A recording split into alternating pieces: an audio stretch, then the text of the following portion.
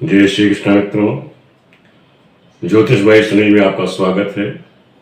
जैसे हम आप लोगों को सिखाते आ रहे हैं ज्योतिष के बारे में कि आप लोग भविष्यवाणियाँ करेंगे कैसे, ज्योतिष आप कैसे सीखेंगे, जैसे हम लोग को शुरुआत से सिखा रहे हैं। तो आज हम आपको बताएंगे जिस विवाह संस्कार शुरू होने वाले हैं अभी जुलाई में, वो होता है बरसात का समय। तो आपके पास पंचांग आ गया है, तो आप पंचांग को देख करके आपने माना जुलाई विवाह किसी के निकाल दिया, आप जजमान को कैसे बताओगे ये कि आज वर्षा होगी कि नहीं होगी? डेट तो आपने निकाल दी।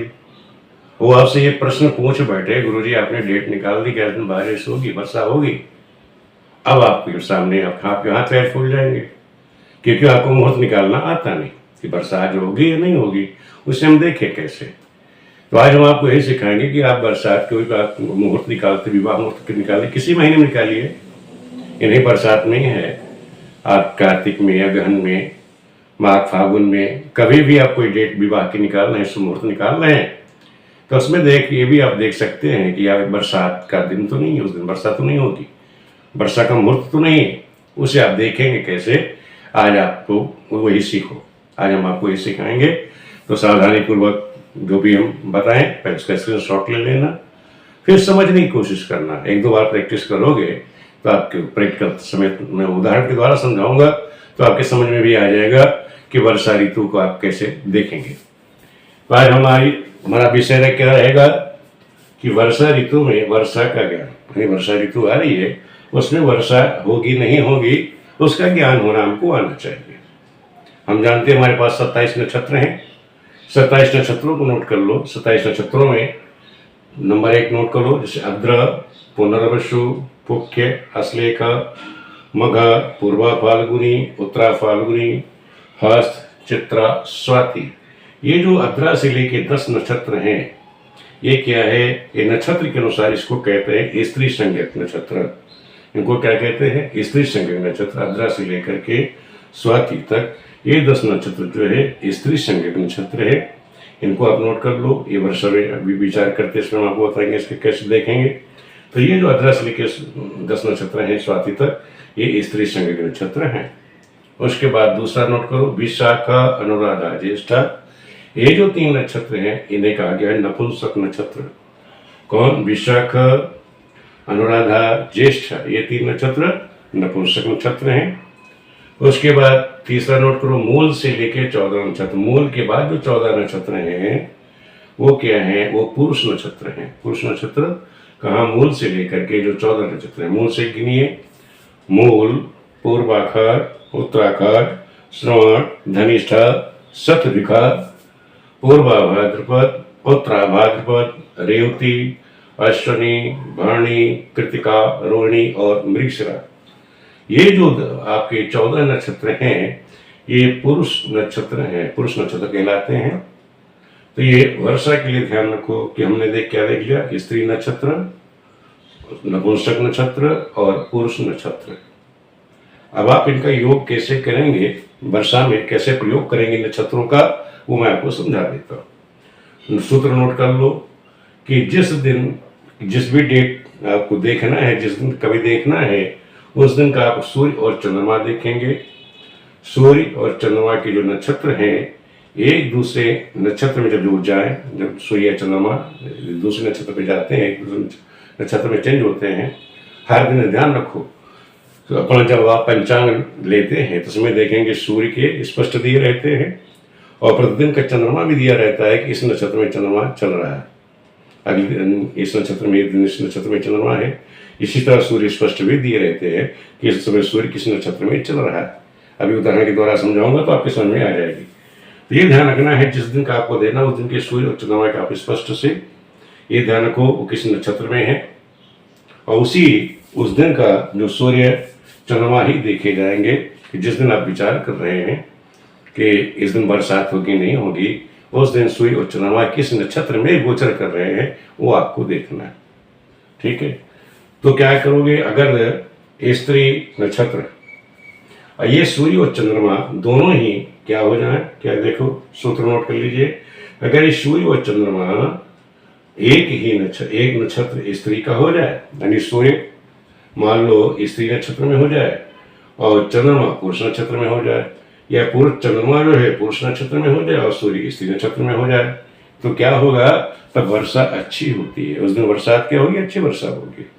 अगर इस तरह का योग बन जाता है कि एक यानी सूर्य चला जाए स्त्री नक्षत्र में, या चंद्रमा चला जाए पुरुष अष्ट नक्षत्र में, या चंद्रमा चला जाए पुरुष नक्षत्र स्त्री नक्षत्र में और सूर्य चला जाए पुरुष नक्षत्र में, इस तरह से अगर अपोजिट बन जाते हैं, एक स्त्री में हो एक पुरुष में हो सूर्य चंद्रमा, तो क्या होगा, उस दिन अच्छी वर्षा हो जाएगी।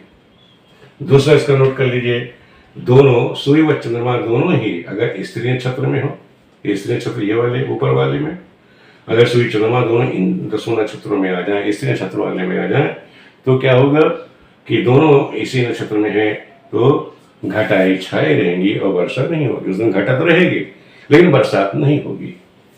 अगर दोनों ही नपुंसक नक्षत्र में हो, नपुंसक नक्षत्र विशाखा अनुराधा ज्येष्ठ यानी सूर्य चंद्रमा दोनों विशाखा अनुराधा ज्येष्ठ नक्षत्र में हो जाए, नपुंसक नक्षत्रों में आ जाए, तो उस दिन क्या होगा, उस दिन नपुंसक में हो तो क्या होगा, हवाएं चलेंगी। क्या होता है, अगर दोनों ही नपुंसक में हैं तो क्या होगा, वो केवल हवाएं चलेंगी। दूसरा है, दोनों क्या है, अगर चंद्रमा सूर्य दोनों ही पुरुष नक्षत्र में हो, ये भी स्थिति आ सकती है कि दोनों ग्रह ये जो पुरुष नक्षत्र हैं, मूल से लेकर के जो 14 नक्षत्र हैं, इन नक्षत्रों में सूर्य चंद्रमा दोनों ही आ जाए, इन नक्षत्रों में आ जाए, तब क्या होगा, तब समझ लेना उस दिन सूखा पड़ेगा। तो दोनों ही सूर्य चंद्रमा दोनों ही पुरुष नक्षत्र में हो तो वर्षा नहीं होगी, वो सूखा का दिन होगा। ये तो हो गया हमारा सूत्र, ये हम नोट कर लेना। और इसके बाद हम एक उदाहरण के द्वारा आपको समझाते हैं। जैसे विवाह का नक्षत्र आ गया, आप लोगों ने लोगों के मुहूर्त निकालने भी शुरू कर दिए होंगे। जैसे भी जुलाई में आप लोगों ने 14 और 15, क्योंकि 15 को भड़रिया नवमी है और 14 को अष्टमी है, तो आप लोगों ने जरूर ही मुहूर्त निकाले होंगे, लोगों के विवाह मुहूर्त निकाल दिए होंगे। अब उसी में कोई यजमान आपका आपसे पूछ बैठे कि गुरु जी बताओ 14-15 में बारिश तो नहीं होगा, कोई बारिश की संभावना तो नहीं है। उसने आपसे तो पूछ तो लिया कि बारिश की संभावना तो नहीं है, तो आपके हाथ पैर खुल गए कि अब कैसे देखें, कहाँ पत्रा पलटते फिरोगे। उसके पलटने की कोई जरूरत नहीं है। ये सूत्र जो मैं आपको बताया, ये सूत्र नोट कर लेना। सूत्र नोट करने के बाद आपको सीधा देखना है पत्रे में।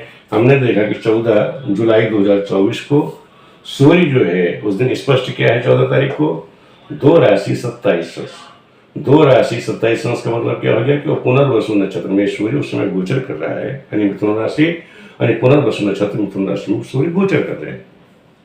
चंद्रमा उस दिन क्या है, चंद्रमा उस दिन क्या है, चित्रा नक्षत्र में है, तुला राशि में है। तो ये देखा हमने कि चंद्रमा जो है तुला राशि में है। अब हमको ये देखना है, ये स्त्री पुरुष संज्ञक वो नक्षत्रों को देखना है कि यहाँ ये सूर्य किस में गोचर कर रहा है, पुनर्वसु नक्षत्र में। पुनर्वसु कहाँ, ये रहा, तो सूर्य कहाँ गोचर कर रहा है, सूर्य पुनर्वसु में, ये रहा, यानी ये कौन सा नक्षत्र है, स्त्री नक्षत्र में गोचर कर रहा है। सूर्य कहाँ गोचर कर रहा है, स्त्री नक्षत्र में गोचर कर रहा है। चंद्रमा कहाँ गोचर कर रहा है, चंद्रमा गोचर कर रहा है तुला नक्षत्र में। तुला देखिए क्या है, चित्रा नक्षत्र। चंद्रमा कहाँ गोचर कर रहा है, चित्रा में। अब चित्रा आप देखिए, चित्रा भी इसी में ही है, ये चित्रा भी आ गया, तो चित्रा भी स्त्री नक्षत्र में है। अब सूर्य और चंद्रमा दोनों ही स्त्री नक्षत्र में गोचर कर रहे हैं 14 को। अब यहाँ देखो 14 को पुनर्वसु है, उसके दिन अगले दिन पुनर्वसु है, चित्रा है 14 तारीख को। तो हमने क्या देखा कि दोनों ही स्त्री नक्षत्र में गोचर कर रहे हैं। हमें देखना है कि सूर्य चंद्रमा दोनों ही स्त्री नक्षत्र में हो। जब दोनों सूर्य व चंद्रमा स्त्री नक्षत्र में हो तो क्या होगा, घटाएं छाई रहेंगी, वर्षा नहीं होगी। तो यजमानों को क्या कहोगे कि भैया उस दिन घटा तो जरूर रहेगी।